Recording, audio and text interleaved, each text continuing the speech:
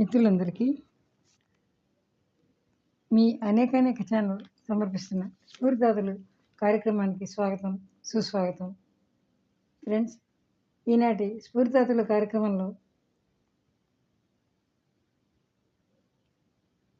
ప్రాచీన గ్రీసు దేశస్థుడు, గొప్ప తత్వవేత్త, గణితశాస్త్రజ్ఞ నిపుణుడుగా చరిత్రలో సుస్థిరమైన స్థానాన్ని, కీర్తిని కలిగి ఉన్న పైథాగరస్ గురించి, ఆయన జీవిత విశేషాలు, ప్రతిపాదనలు కొద్దిగా చెప్పుకుందాం.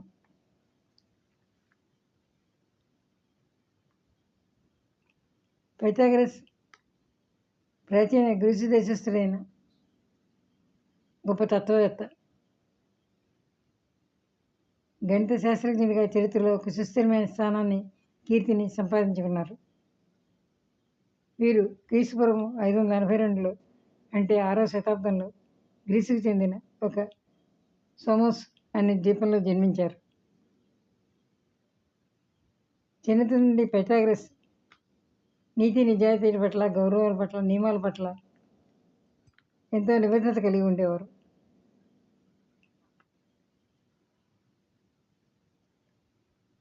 ఈనాటికి రేఖాగణిత శాస్త్రంలో త్రిభుజాలకు సంబంధించిన అధ్యయనాల్లో పైథాగరస్ చే రూపొందించబడిన పైథాగరస్ సిద్ధాంతం ఒక ప్రాథమిక ఆధారంగా గణిత శాస్త్రంలో నిలిచి ఉంది. ఆయన యొక్క తత్వభావనలు, ఆలోచనలు పైథాగరస్ భావనలుగా పేరుగాంచాయి. పైథాగరస్ మరియు ఆ తర్వాత గణిత శాస్త్రజ్ఞులు కూడా సంఖ్యాశాస్త్రంలో అంకెల పట్ల విశ్వాసం కలిగి ఉండేవారు.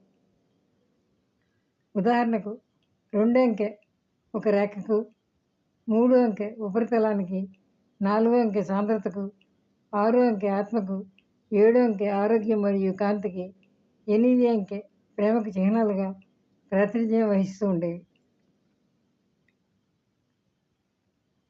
పైథాగరస్ లోహపు తీగలను పొడవుగా లాగి తిన్నగా చేసినప్పుడు తీగలు శబ్దాన్ని ఉత్పత్తి చేస్తాయి అనే సిద్ధాంతానికి ప్రప్రథమంగా శ్రీకారం చుట్టారు. 2 క్లాంపుల మధ్య బిగుతుగా అమర్చిన తీగ సాగి ఉన్న స్థితిలో ఒక విధమైన ధ్వని మరియు వదులుగా ఉన్న స్థితిలో మరి ఒక విధమైన ధ్వని ఉత్పత్తి చేస్తాయి అని వీరు కనుగొన్నారు.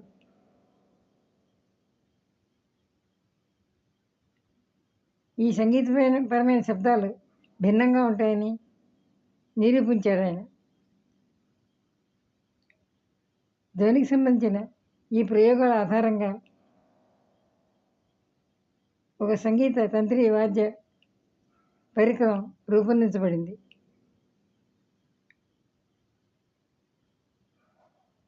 పైథాగరస్ అణు సిద్ధాంతాన్ని ఆమోదించారు.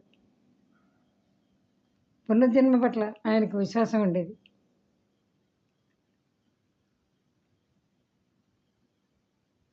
తన 50వ ఏట ఇటలీ సమీపంలోని క్రోటోనాలో స్థిరపడ్డారు పైథాగరస్. తత్వవేత్తగా ఆ కాలంలో ఆయన చేసిన బోధనలు ఆధునికంగా ఉండి ప్రజల నుండి వ్యతిరేక స్పందనలు ఎదుర్కొనేవి. వారు ఏర్పాటు చేసిన సభలు, సమావేశాలకు భంగం కలిగించేవారు సాంప్రదాయవాదులు.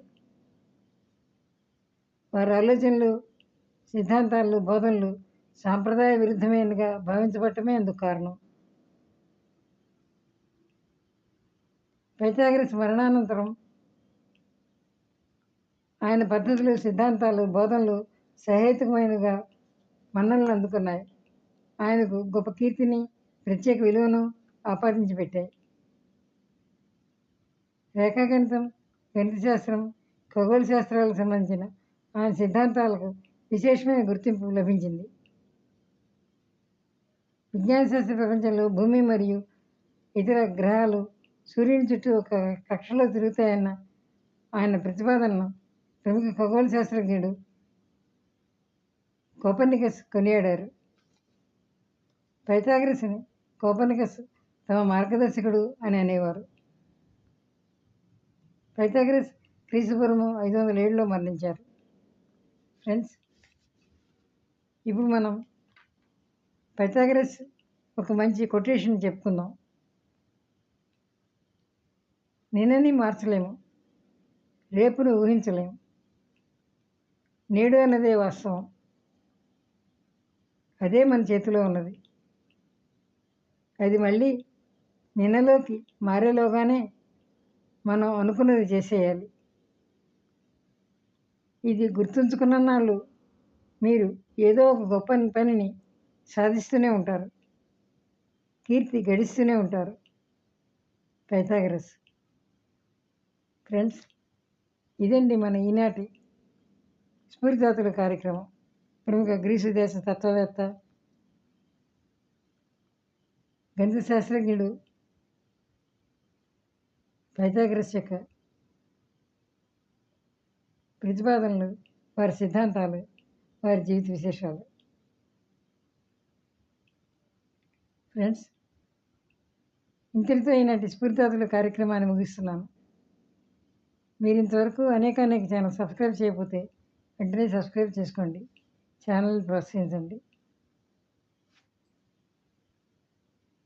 నమస్తే, సెలవు.